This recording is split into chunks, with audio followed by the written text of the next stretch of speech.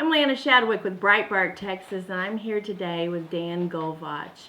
And his son was tragically murdered by an illegal alien who came over the borders and randomly shot his son. He wants to tell his story today. Could you tell me what happened? January 31st at about 12:55 a.m., my son Spencer pulled up to a stoplight at Mangum and 18th in Houston. He had just dropped his girlfriend off, and a Victor Manuel Reyes, an illegal alien, pulled up next to him, pulled his gun out, rolled his window down, and blew my son's brains out. So this was a random shooting? Did he know him? No. So your son was at a stoplight, and where had he been? He had been with his girlfriend at his older brother's house. They were just kind of hanging out that night, watching some TV, and just hanging. And it got late, and he took his girlfriend home, and then was headed home towards his apartment. And you said that this individual that murdered your son, he also was involved in other shootings that night. He, a few minutes later, down the road, shot another man, 28-year-old man. My son was 25. The next man he shot and killed, his name was Juan Garcia, and he lived for about 2 days, and then he passed on. Then Victor...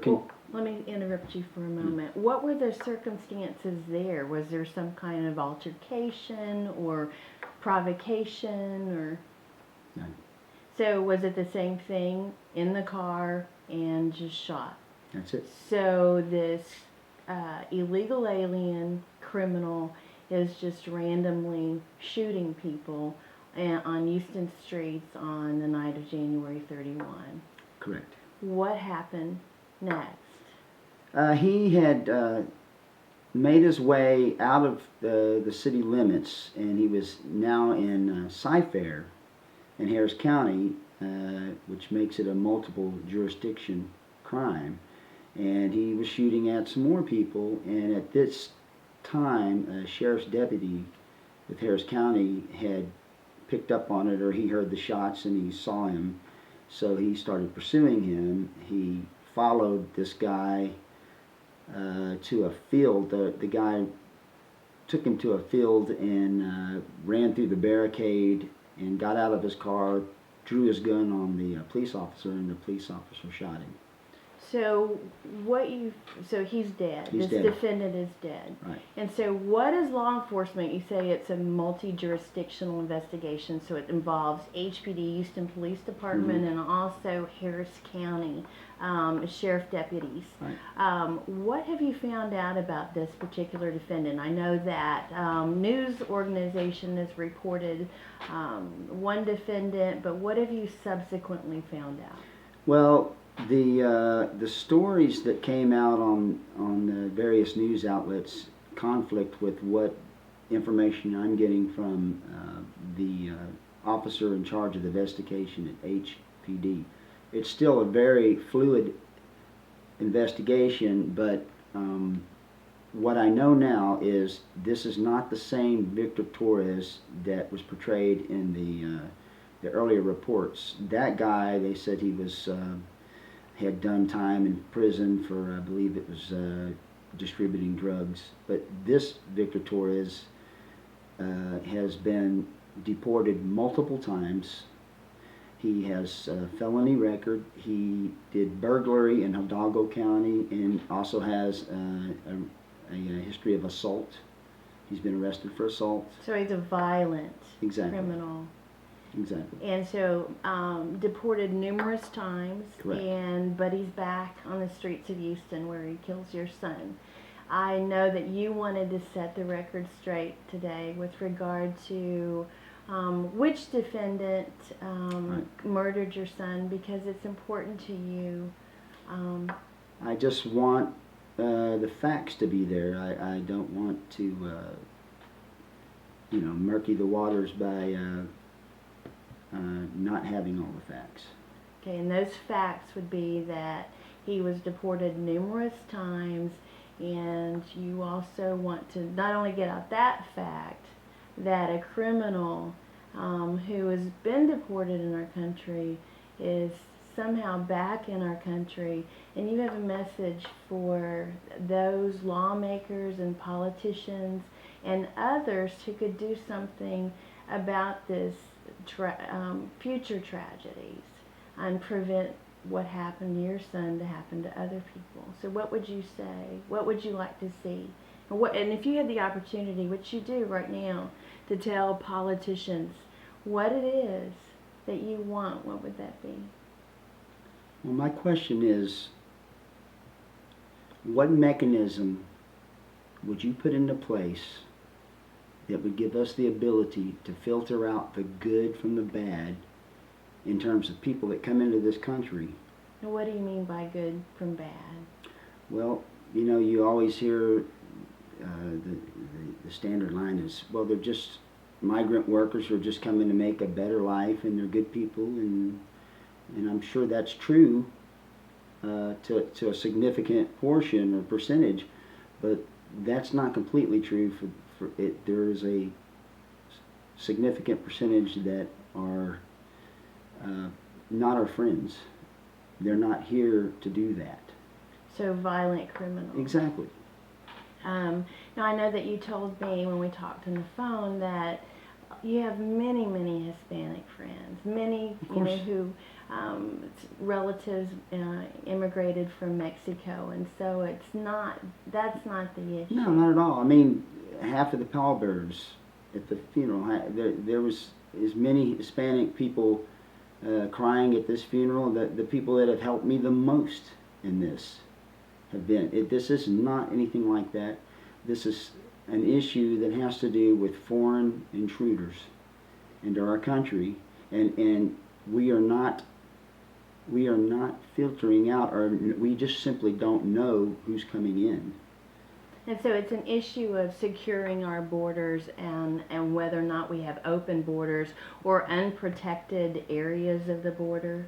Well, you know, my question again, it falls back to what filter can we have, what mechanism can we have to filter out the good from the bad, and how does that work with this dewdrop in, come one, come all, it doesn't matter who you are border policy that we have?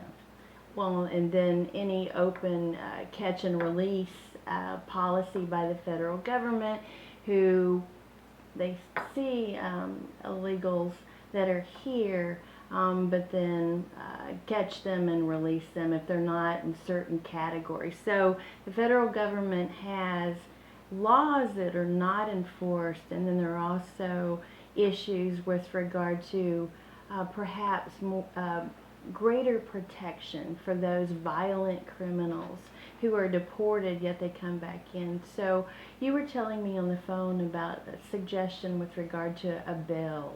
Instead of deporting a criminal, a legal alien, someone who's violent, you had a suggestion with regard to jail time. Well, sure. I think that if you're a felon and you've committed crimes in this country and you've been deported, well, there has to be some sort of deterrent that when you're sitting on the other side of that border that you think about. And the one that we have on the books that we don't follow now is very anemic. I believe it's a fine up to 10 years, no more than 10 years. That's the way the law is written. I think it should be a mandatory 20 years. If you commit crimes in this country, you go back down and you're deported, and you come back over and you're caught, you go to prison. So to the politicians that are out there and to those on the Homeland Security Committee, you would have them look at, you know, a bill such as this, and then is there anything else that you would want them to do? Anything that you want to tell them?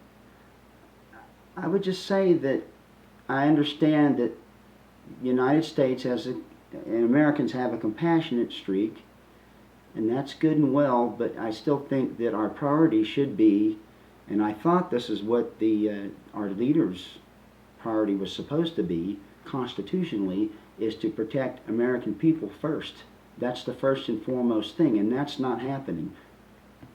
It didn't happen for my son. He was an American citizen. And is there anything else that you want to say? I want you to tell me about your son and tell our readers about your son. But is there anything that you want to use this opportunity right now to say? My son,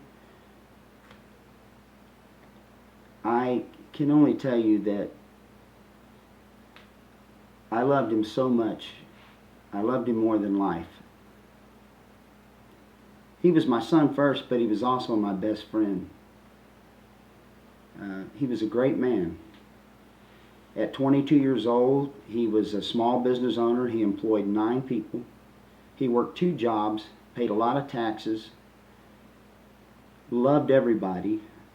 It didn't matter who you were, where you were from, and people from all walks of life loved him back. And there was 1,000 people, almost 1,000 people at his funeral.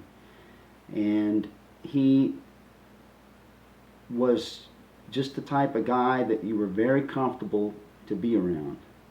And a very charismatic person. And he was a sweet, sweet angel. And I can never now see him go on to get married. I'll never hold my grandchildren from him. I'll never watch him grow old. I had to look at him last week in a casket.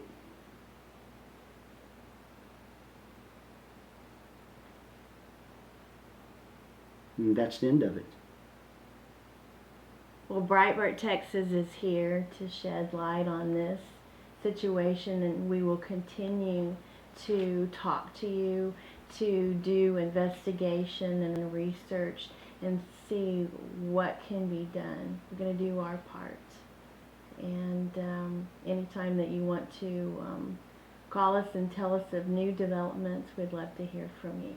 And thank you for sharing your story. Thank you.